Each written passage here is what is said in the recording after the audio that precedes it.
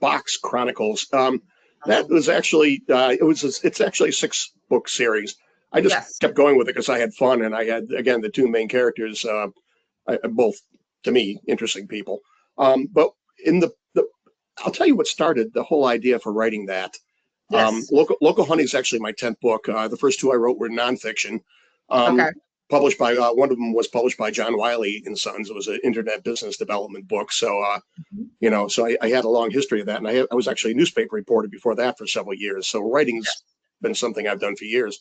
But Absolutely. the Puzzle Box Chronicles, the idea got triggered, believe it or not, by an old episode of Antiques Roadshow I was Oh, watching probably 20 years ago at this point, and I just kind wow. of parked the idea and wrote about it later. But this guy brought in a puzzle box, and it Wow. was made in Japan, and he said that he got it from a relative of his who said that soldiers used to either build these on ships or buy them when they were in ports overseas, and they were fun to use, and they also were a place that they could put their valuables and their last will and testament and photos and things like that, so that if the ship went down, they could throw the box overboard, and somebody was much more likely to pick the stuff up if it was in a box like that than if Right. not.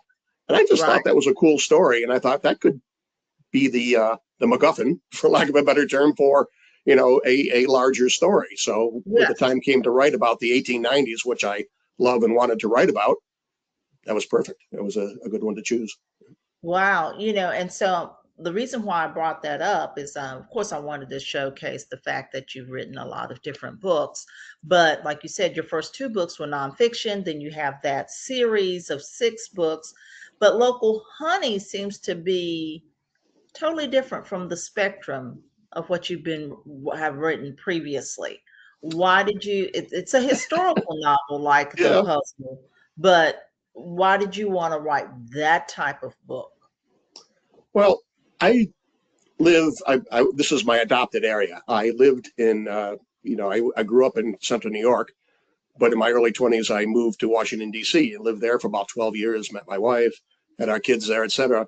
And we all liked New England. And Yeah. DC is an increasingly weird place to live. So I'm glad I got out when I did. And